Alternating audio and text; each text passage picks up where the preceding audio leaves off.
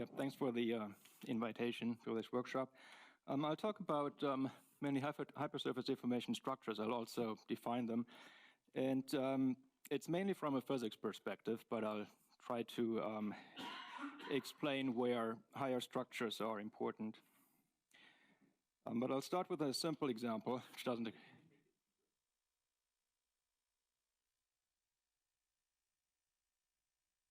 Big enough?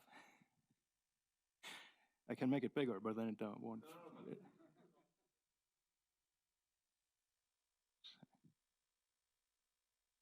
Very sensitive. It goes back. Yeah, if there's an important equation, I can just magnify it.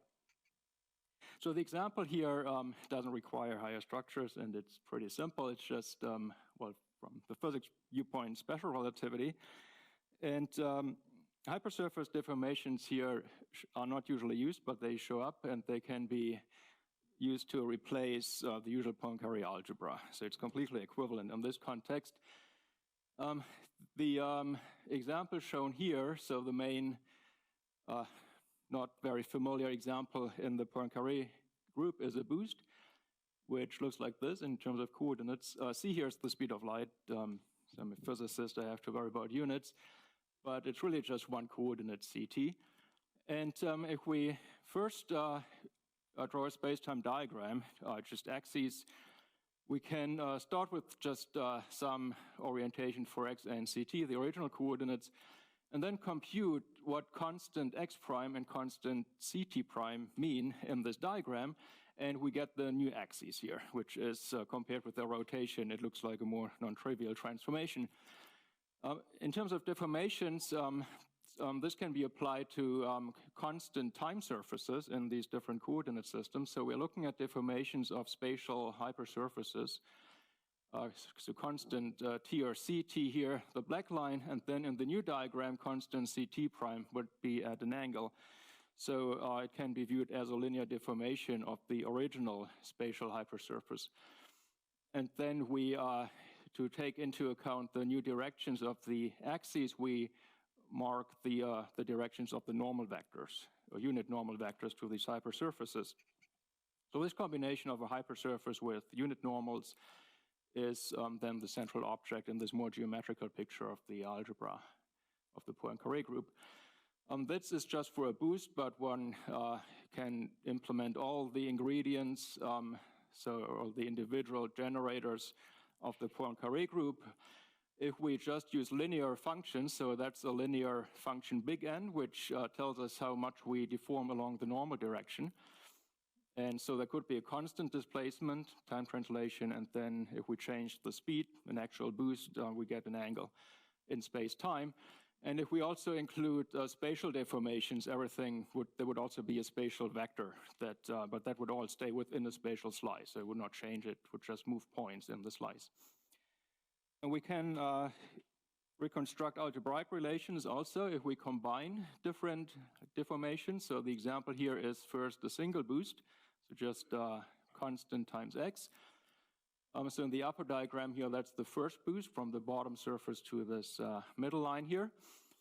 And then the second deformation has the opposite slope, so we undo the boost, and we have a time displacement. So we end up at the same angle in the end, but some time later.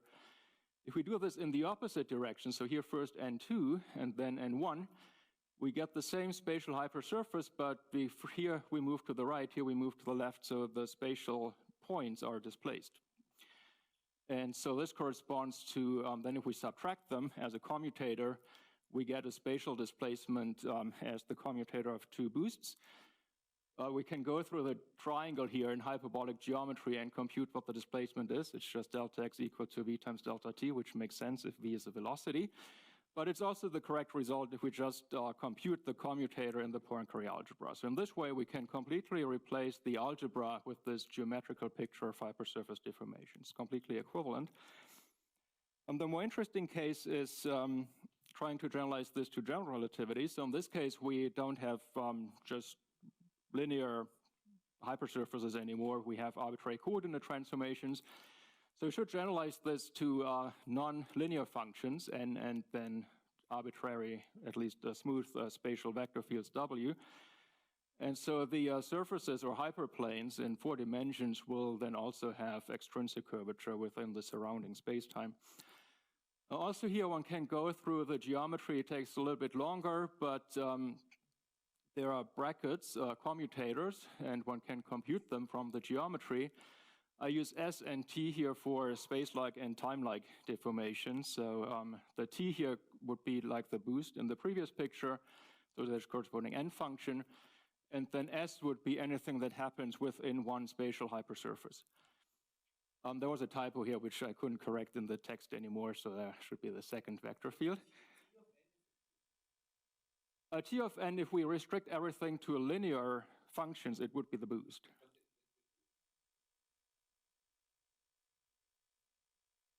No, the boost just depends on the function times the normal. So since the unit normal is fixed, we just need a function to specify the big N. Yeah, it's multiplied here. It's not, and we just need the big N because the unit normal is considered part of the hypersurface within spacetime.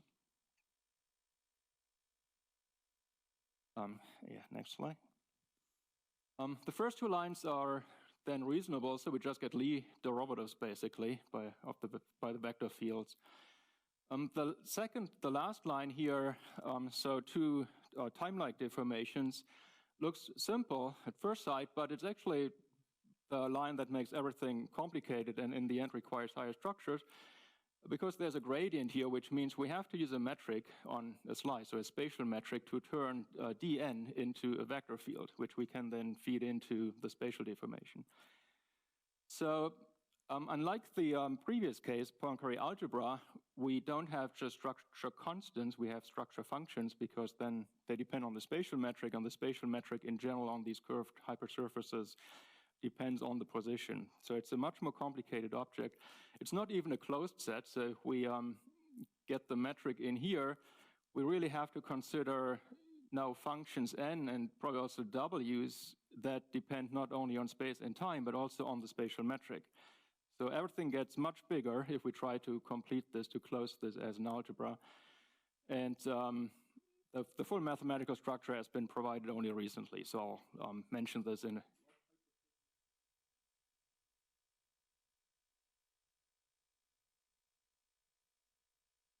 Yeah, they should be smooth at least, because we are taking derivatives, but otherwise there's no restriction. And they should be space-like. So if you have space-time signatures, Lorentzian signature, they should be space-like hypersurfaces. One can also derive this with different signatures, but then there will be some sign changes. And yeah, that's right. So because we need the unit normal as well. So the idea is there's some underlying space-time geometry, and we are trying to describe its symmetries or its structure by what's happening when we deform spatial hypersurfaces.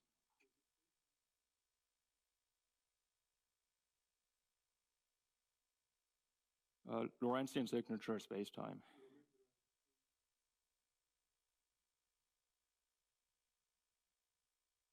No, not at this point.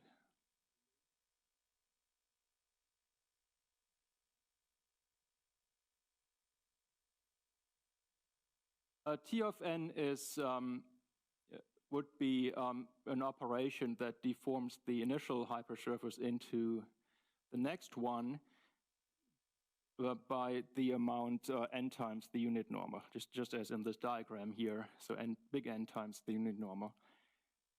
Just generalize to it.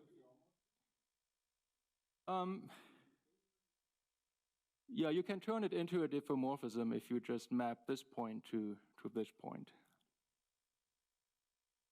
And then S, I don't have it here, but it's really just a spatial diffeomorphism, an infinitesimal spatial diffeomorphism within the slice. So that's not really, yeah, in the slice, so tangential and normal.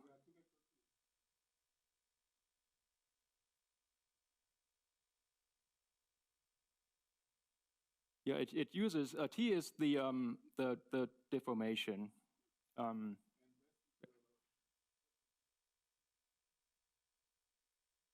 Yeah, so it would, yeah, and these W's would be three-dimensional vector fields within the hypersurfaces.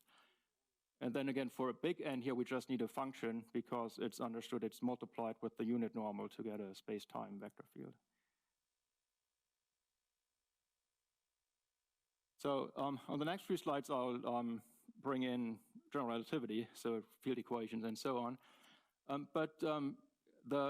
After that, the idea will be to interpret the metric dependency as something that turns these brackets into brackets of sections on a bundle over the spatial metrics, and quotation marks for now, because it turns out much more non-trivial than that.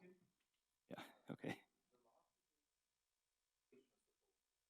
Yeah, you have to calculate. You can go through the geometry again. It takes longer because you have to compute the slope at each point from derivatives of these n functions if it's no longer straight. But you can do it. It's maybe a one-page calculation, and then you get lots of cancellations, and in the end it looks simple like this. That's actually not the way it was derived first, but another example, since you talked about signature, so one way to use it in physics, for instance, is we can determine the signature. So that's one example of a structural property of space-time. If we just use, again, look at the geometry. So in Lorentzian type signature, we have these non-right looking angles here. If we repeat the calculation with standard right angles, if everything were just four-dimensional Euclidean geometry, then we would just move in the opposite direction. So signature here, as usual in the metric, is also just a sign difference, and it's the opposite sign in this one bracket. So if we know these hypersurface deformations, we can determine at least the signature and other properties as well. Now, the first way this was derived was actually by Dirac when he formulated general relativity in a canonical way. So instead of using space-time tensors, he restricted everything to spatial hypersurfaces, just as in these diagrams, but then with the spatial metric and extrinsic curvature and so on. And he computed something that now, with hindsight, can be considered a realization of the brackets on the last few slides. So instead of just having these operations as deformations of hypersurfaces, the actual functions on phase space with a symplectic manifold with the spatial metrics and the momenta related to extrinsic curvature in the space-time. And by just going through the Hamiltonian formulation of general relativity, Dirac derived the Q and K dependence of S and T generators that obey the same brackets. And that's how these brackets were derived first. It wasn't initially based on this geometrical picture. It gets really tricky because because the right-hand side depends on the metric, to have a closed system, we really have to make sure that we can also include at least metric and maybe also extrinsic curvature dependent deformation functions, N and W. And what Dirac showed actually, again with hindsight, he gets the last bracket, he gets always the first two brackets, or well, actually not even the first two brackets. All these brackets are obtained only if N and W do not depend on the metric and extrinsic curvature. So, so in some sense, constant sections in this bundle picture have these brackets, but non-constant sections over the space of metrics have different brackets, because if you compute a Poisson bracket, instead of a commutator and N and W depend on Q and K, you also get derivatives of N and W by Q or K, and not just by position coordinates in space-time.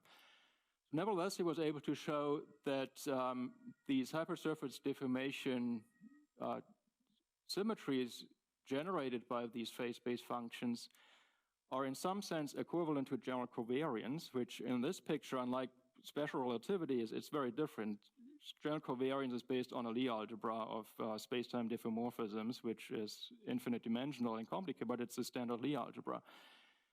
Here we have the Q dependence, so it's not a Lie algebra, But under certain conditions, if we take the Hamiltonian vector field generated by a combination of T and S with their Q and K dependence, so it's these phase-space functions, then that's the same as the Lie derivative along a space-time vector field psi.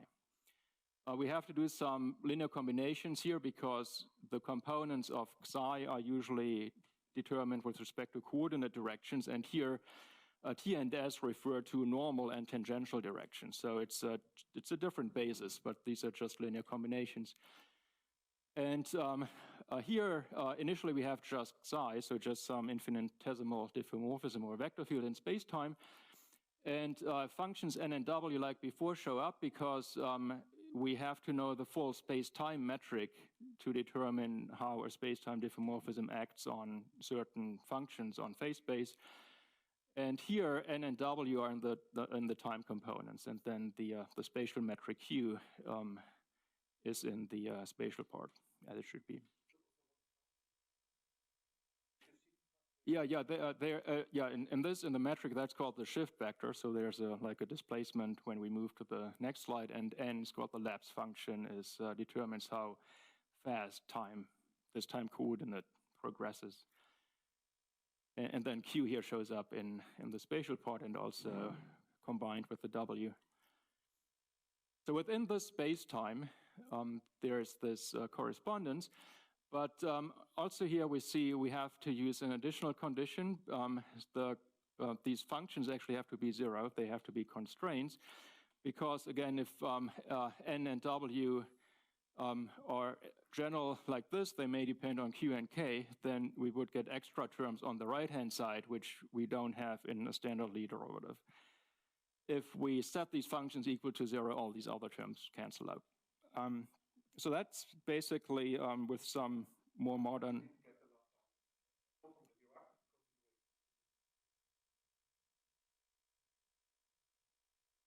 The argument is basically if you go back to the brackets, but compute them as a Poisson bracket of two t's, where n can depend on q, then you get an extra term which has a derivative, which basically has a t, but applied to a derivative of n by q, or by k, or whatever, by some of the phase-space coordinates. But it's a t. So that's a term that does not show up here. There's no t on the right-hand side. So you eliminate this term if you set the t equal to zero after you compute the bracket. And that's how you get the correspondence with the Lie derivative.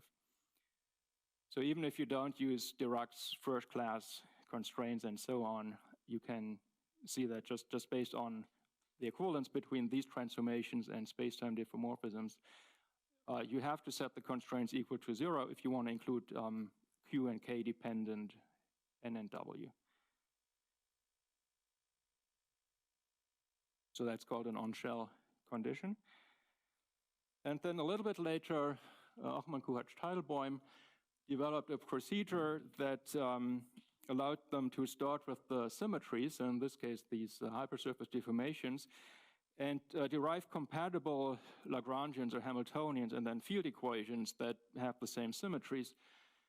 And the result was they only considered up to second derivative order, which is appropriate for classical field theories. And they showed that they are unique. So, well, assuming that they are field equations for a space-time metric and that they are invariant under hypersurface deformation, so there's some of these S and T generators. They are unique up to constants, which two constants, Newton's constant and the cosmological constant, which are also free in the standard space-time formulations of GR. And there is now also an equivalence with the time derivative. So LT now is, it's again a space-time vector field, a time like one. And its components, again, with respect to the normal hypersurface and their normals are given by big N and W. And then we have the same correspondence. The Hamiltonian vector field generated by T and S is completely equivalent to the time derivatives that we would get from Einstein's equations. Yeah.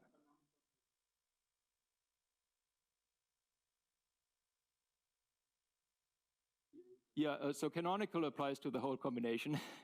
hypersurface deformations. So by that I mean hypersurface deformations in this realization as a phase space realization. So we are starting with the phase space formulation, and we are trying to derive field equations that have. It's the space. Well, precisely mathematics, infinite dimensional, but it's basically the spatial metrics are the configuration space. Yeah, and then the cotangent part can be expressed in terms of extrinsic curvature.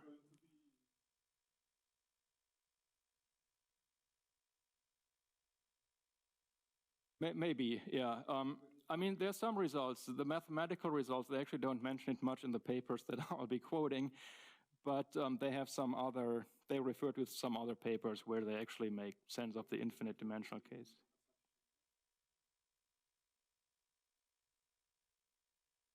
Yeah, usually that's what we usually assume in for physics application, should be smooth. But I guess even if we ignore infinite dimensions, it's still pretty tricky. Yeah, and there was one last point here. In this picture, then, we can also see the constraints, so T of n equal to 0 and S of W equal to 0, because they are just some of the components of Einstein's equation. So everything that has a T component turns out to be related to the constraints, and then this just purely spatial components of the Einstein tensor correspond to these time derivative equations. So they have this equivalence with the Hamiltonian vector field. So that was it's a pretty old result by now, but that was pretty much the current viewpoint in physics. It still is. And but there's still open questions which haven't been really considered yet. The first one is, I think one of the questions alluded to this. It's about the off-shell meaning of hypersurface deformation. So in the original pictures I showed, we don't have to assume anything about Einstein's equations. It could be any space-time metric. And this hypersurface deformation picture still makes sense. And we still get the same brackets. We just need some space-time metric. We don't need field equations. And they don't require the constraints. But then in these equivalences, Dirac, and then later on about the field equations, we always have to make sure the constraints are imposed to get the equivalence. So the question is if there's a meaningful extension of something like GR, but without the condition that the constraints have to be satisfied. So if that were possible, we have more something like an equivalence, like in the Poisson algebra hypersurface deformation case, then also the full space-time diffeomorphisms could be more similar to these hypersurface deformations. And then back to equations, field equations.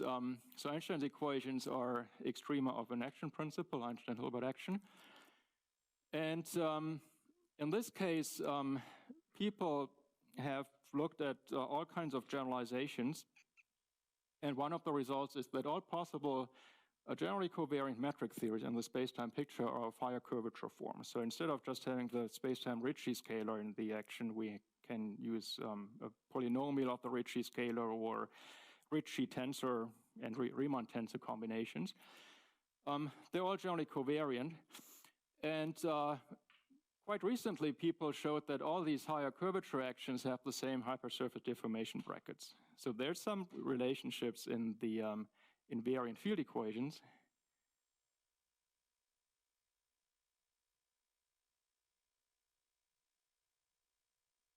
Yeah, I think that was also included in this. Yeah, right.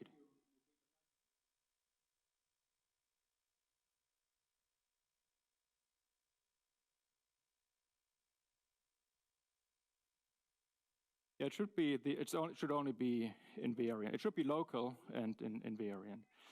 What? Right. Yeah. Yeah. Right. And what not included here was theories with torsion. So there could be generalizations where the brackets haven't been checked yet, but within this setting, just high curvature without torsion, we have the same brackets. So generally covariant actions or field equations in the standard sense are certainly contained within these hypersurface deformation invariant actions, but we don't know yet if there are hypersurface deformation invariant theories that are not of higher curvature form, because it's not, the symmetries are not completely equivalent. There could be more general versions of the field equations. And just one example, very simple. It's not gravity. It's just like a scalar field in one dimension and momentum field P. Certain spatial derivative prime is a derivative by x here. And for now, a free function f of P.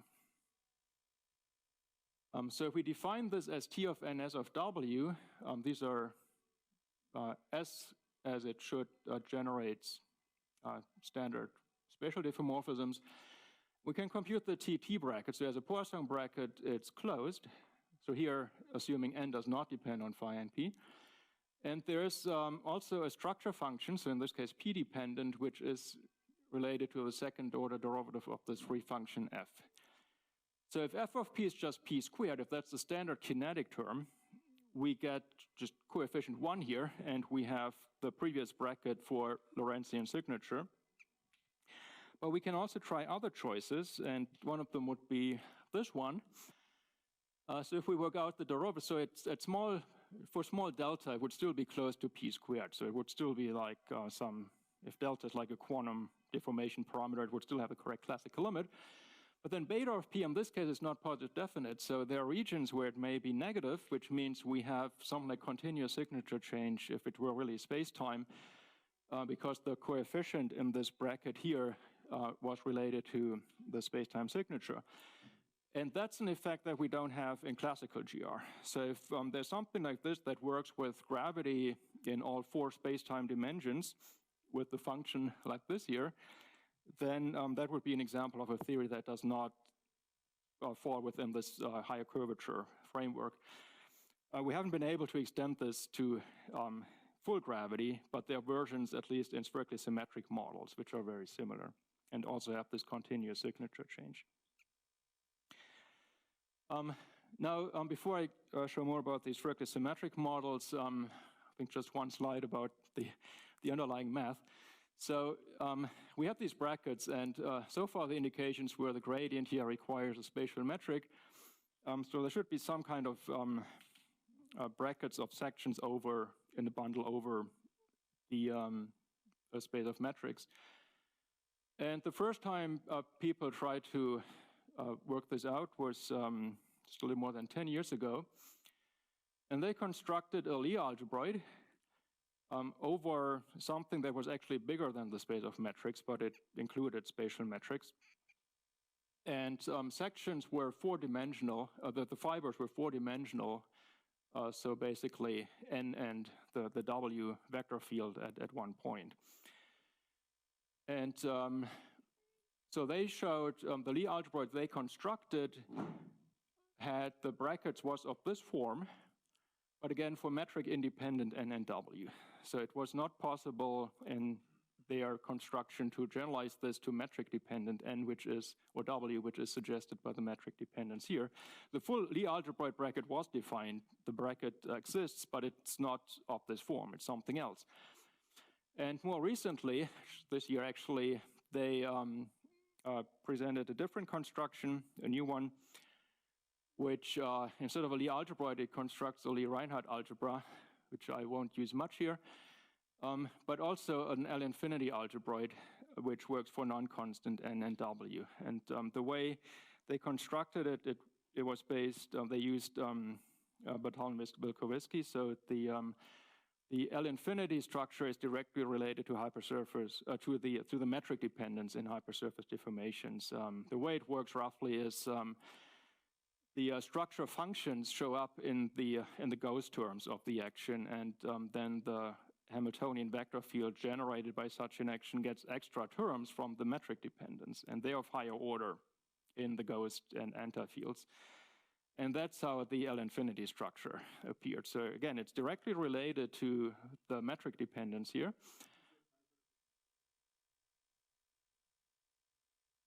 It's not, well, it's not finite dimensional because n and w are still space-time dependent. So these are really functions. Yeah, At each, well, a point, the base manifold is again something like the space of metrics. It's not, so the... It's also infinite dimensional because n and w may depend on x and t, so they're really functions. So it's 4 times infinite. No, the whole thing is an L-infinity algebra, but the fibers are infinite dimensional and the base is infinite dimensional.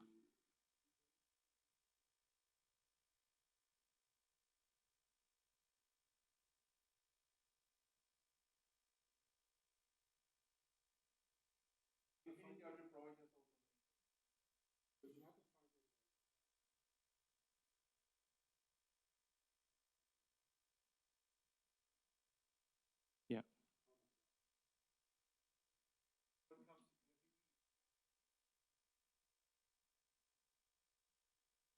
Yeah. Yeah. Right. It's really like the Bojowald-Wilkowski action reinterpreted in this picture. So physicists could have done this a long time ago, I think, but they didn't. I think in gravity, BV hasn't been used that much yet in full gravity to really discuss the whole structure. And then Lee Reinhardt it's basically the way they present it, and that's all I know about it, is it's a way, it looks, there's a standard Lie algebra in there, but it's not a vector bundle. So Lee Reinhardt is some kind of way to generalize this to non-vector bundle structures. And there are no posts for ghosts here, right? No. Yeah. Yeah.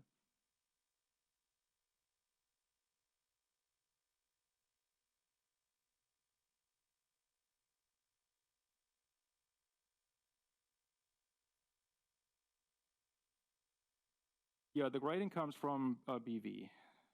So you have the initial fields, which are the metric and extrinsic curvature.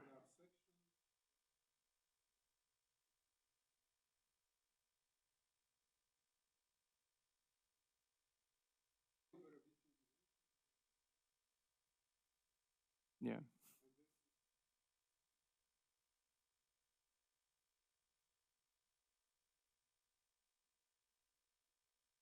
Yeah.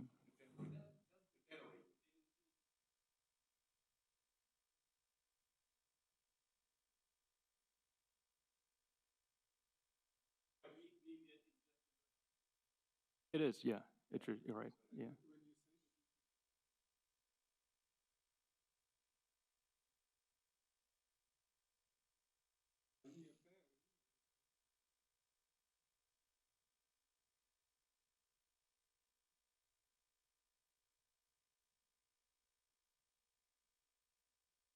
Yeah, I assume they made sure it's meaningful.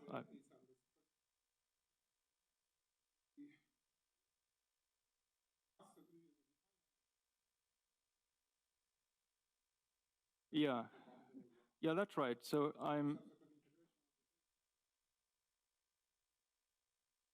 yeah, there are always space-time integrations involved for the pairing.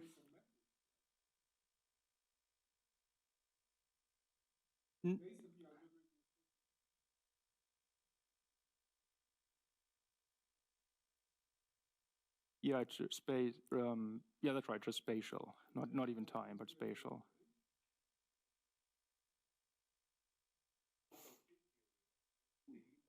Yeah. Locality, I think, gives that. Well, I'm just taking their word for it. I'm not making the claim, but it sounds like it. Yeah. Okay. Yeah. So that's for the rest of this talk. I'll basically use this result. I don't actually use the details of the bracket, but something that we realized only after that paper came out is that what we've been doing in physics is actually inconsistent because we use Poisson brackets all the time. But Poisson brackets apply to these constraint generators that Dirac found cannot reproduce the L-infinity structure. They would always give us something that's Jacobi. And so all these equivalences that I showed previously were based on Hamiltonian vector fields. So they assumed a Poisson bracket, which somehow has to be modified. And so the way we usually use this is we have this relationship. So anything that depends on Q and K can be transformed, so corresponding to a space-time diffeomorphism. And the remaining components of the space-time metric are n and w, and they also have transformations. They don't have momenta, so we can generate their transformations by a Hamiltonian vector field. But we can use this equation to derive consistency relations that, based on the transformations of Q and K, can tell us how we should transform n and w. So we can transform the full space-time metric. And in particular, if we somehow try to redefine our hypersurface deformation generators, we can check whether they are still consistent or equivalent to general covariance.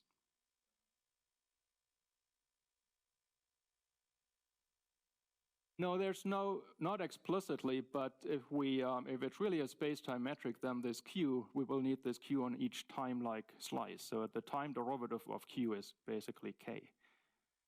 So explicitly it doesn't show up as a component, but it depends on the functions that appear there, space-time functions.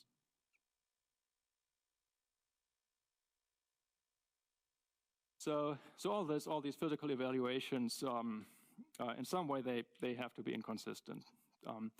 A different viewpoint in physics is that would be called modified gravity. So if there's really an inequivalence, then we can take this into a positive result and use the new structure to define new gravitational theories that are not the same as general relativity. And that's it's a very popular topic in cosmology and astrophysics recently, because there are lots of problems in explaining observations like dark energy. And so people try to modify general relativity to explain them more naturally. And then more recently, when they detected gravitational waves, they want to see how precisely general relativity really matches with the observations. And if there's no other meaningful theory, it's hard to tell how good the single theory is. So people are interested in modified gravity. And one possibility that's suggested by this new structure, or rather the incompatibility of our standard Poisson derivations with this new structure, is if we redefine our generators with Q and K dependent functions. Previously, everybody thought it shouldn't really change anything, because everybody thought it's some kind of Lie algebra. So if we use a linear combination of the generators, we don't change anything. But it's not a Lie algebra. And so if we use a redefinition like this, but then ignore the L-infinity structure and use our standard Poisson derivations, we get a new theory, something that's not equivalent to the starting point. For the theory to be gravitational, we must make sure that we still have a hypersurface deformation bracket. So basically that means we would consider some other sections as constant sections now, but we still want to make sure they are hypersurface deformation, so they should not modify the brackets. And we should still have this equivalence here to have full space-time diffeomorphisms, which turns out to be an independent condition. So both of them have to be checked. And there are examples where the first one is satisfied, but not the second one, so they're non-trivial. So that's why I use the example of spherical symmetry, because it's really hard to evaluate this in full GR. So here it's a little more complicated than the previous one-dimensional model. Still one-dimensional, just one x coordinate. But then we have two independent fields, E1 and E2, and then our old n and w. And w also here is just one function, because in one dimension, just one component. The classical generators look like this, precise. E1 and these are really triad components, but we can view it as a parametrization of the spatial metric. So the spatial metric would be just a single qxx and then q theta theta, something for the angles. And we just reparameterize it, which for some reasons is easier to use. And then in these variables, and then the k's are directly momenta of the e's, and they depend on x. So these are the generators. But now we do this transformation, so a linear transformation, but then alpha and beta may be metric or extrinsic curvature dependent, or rather triad. So depending on E and K here. And then recent results, a grad student, not published yet, showed that the conditions are really non-trivial. So then we want to make sure we still have these hypersurface deformation brackets after the linear redefinition and equivalent with space-time diffeomorphisms. And he found that there are only a few examples, actually. So alpha must be of this form. Mu and lambda are free functions of E1. S is plus or minus 1. And then if we choose one example of this form, then beta is completely determined. So alpha and beta were these two functions. So as promised, they depend on K and E. And we get space-time covariance provided we, instead of QXX, so the inverse spatial metric component, previously it was just E1 over E2 squared, so the inverse of this coefficient.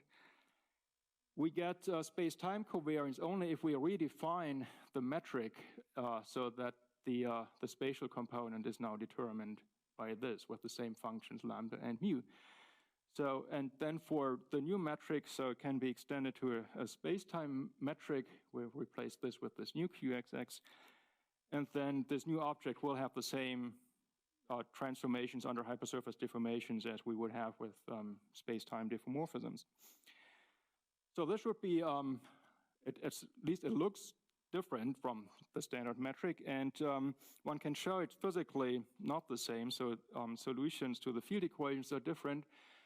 And one can see this if we just use lambda equal to 1 for simplicity, and I guess also mu equal to 1, didn't write this here, and s equal to plus 1. And then if we apply just a canonical transformation like this, then some of the terms simplify. And in this form, the modification had been considered previously, also pretty recently. And they showed, they analyzed solutions in spherical symmetry, black hole solutions, and they found there are examples that don't have a black hole singularity. So that's clearly physically different from GR.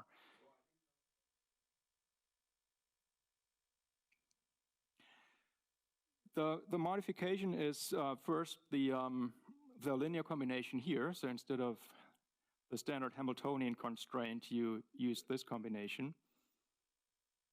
And then because alpha and beta are metric and extrinsic curvature dependent, you have to redefine the metric. So the main visible difference, this will change the field equations, but then also it's different from standard GR because instead of putting just E1 over E2, or E2 squared over E1 in the EX squared term here, you put the inverse of this expression.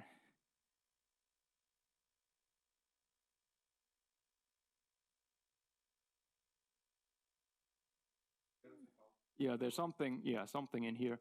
A simple way to see that qualitatively is if you set lambda equal to 1 here, then K2 has to be bounded for this function to be real. So you get some kind of boundedness on extrinsic curvature.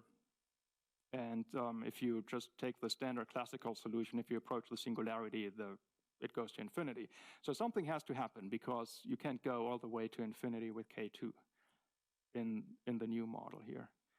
And they showed in this paper, 2 papers, that there's actually a consistent space-time solution. So once you reach the maximum of K2, you can continue this.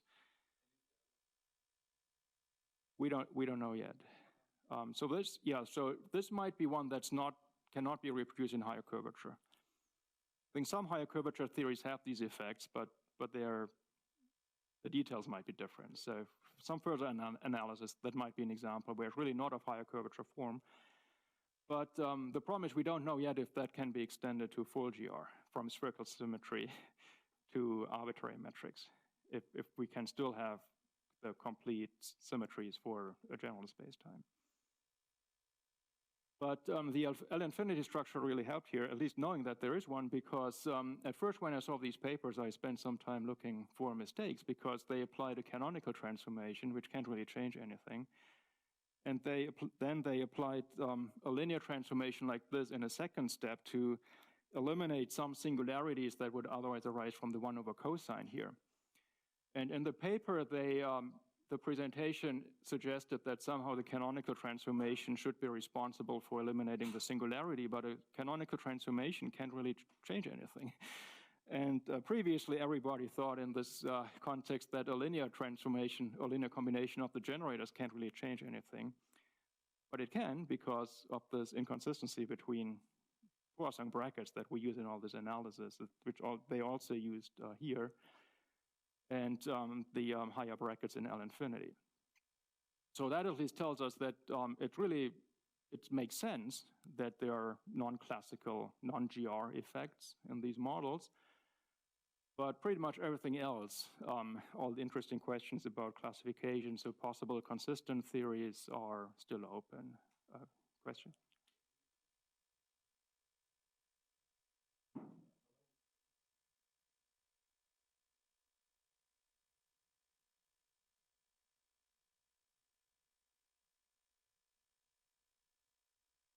Yeah, we first break 4D covariance. Like everyone who uses a Hamiltonian or canonical picture has to do that. But then we have to make sure, and yeah, if we just do this, we can, of course, modify GR in many different ways if we don't pay attention to covariance. But then we have these two conditions. So after making it non-covariant and then maybe modifying it in some ways, we still want to make sure that the modified equations have these hypersurface deformation generators. Like something like SNT, which may be modified as generators, but still have the same brackets as before in classical space-time. And we have to make sure we have this relationship. And if these two conditions are satisfied, it is really, even though it's canonically formulated and we may not know how to derive a Lagrangian, it is fully space-time covariant. This one here? Well, it's really the brackets I showed earlier. Here they are. So we want to make sure they are generators S and T, or now the T prime after this linear transformation. They should still have these brackets. Because that's the used in showing this equivalence with the Lie derivative by Xi. So that's the first step, and then there are some additional conditions that we still have to check, even if these brackets are real.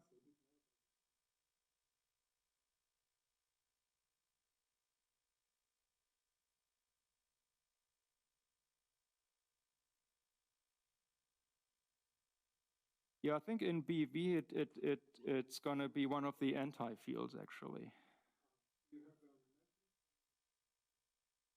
Yeah.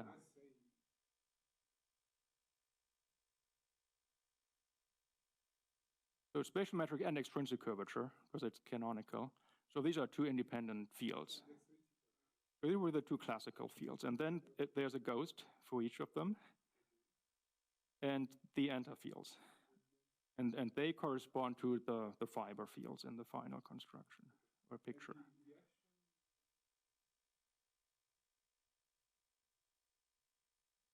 It goes up to second. So there's a spatial Ricci scalar somewhere, which, yeah. Yeah.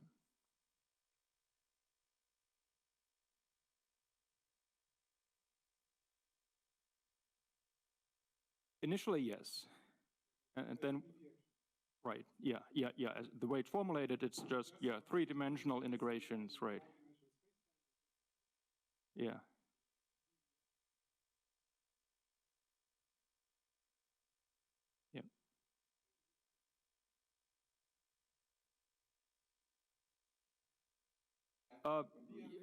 Yeah. Yeah.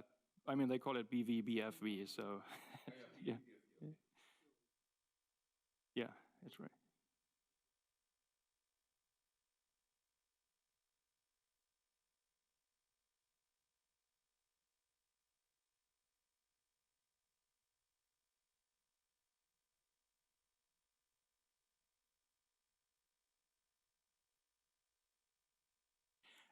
It's first order in time derivatives if you use the Hamiltonian vector field, but they're second order spatial derivative terms. So again, it doesn't look space-time covariant, so you may have different derivative orders for T and X.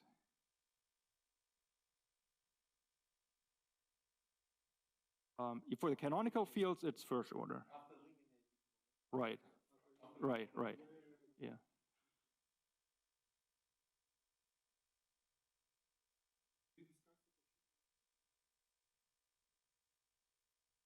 No, you mean combined with the ghosts and antifields? No, I don't think they do. I mean, the first construction where they tried a Lie algebroid was actually based on some Cauchy primes. They start with a groupoid of finite evolutions and then compute a corresponding Lie algebroid. But and that was based on Cauchy. But here in this case, I don't think they did.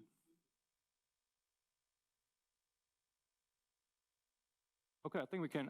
I went through all the slides, so we can just continue with questions if there are any more.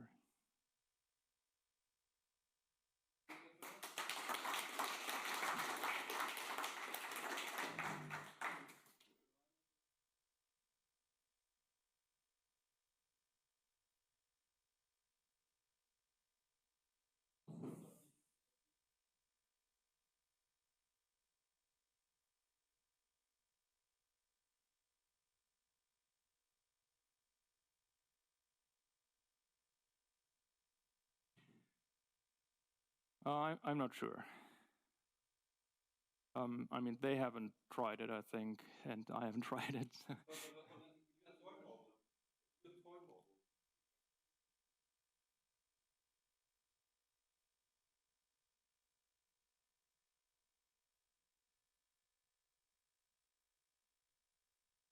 It's probably hard because there's this nonlinear dependence on K. Might be possible, but again, no one has tried it yet, and it's still pretty recent.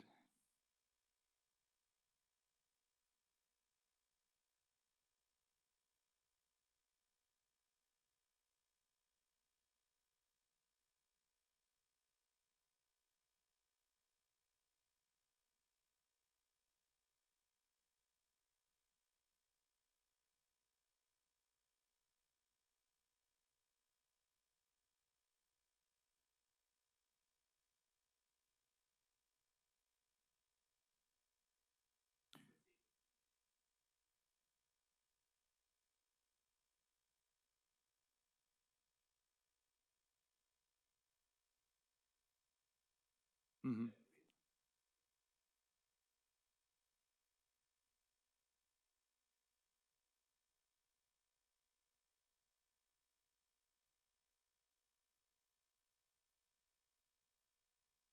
No, it's a good question. I think the first condition is like consistent deformation, because in that case, we're just considering the brackets and we want to preserve them. The second condition, I'm not sure if that's an additional, for us, it's certainly an additional condition, because there are examples where the first condition is satisfied, but not the second one. So I'm not sure if that's considered, if you just consider the gauge content and don't require a space-time picture, then you would not impose the second condition here. So in this sense, it's stronger than a standard consistent deformation.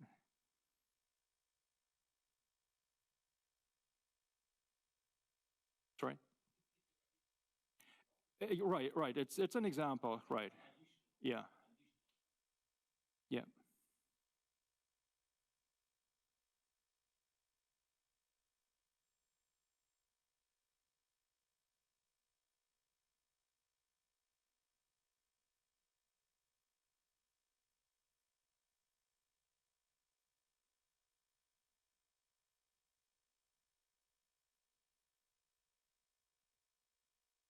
Yeah.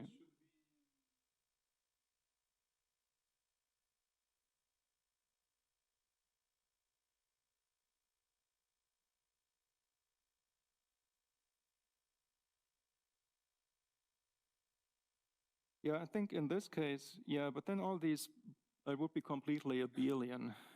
Because if you can take spatial derivatives on the right, and S would be zero, so you would really just have one time translation generator. Yeah.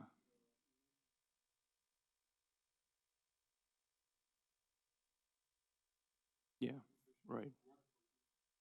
Yeah.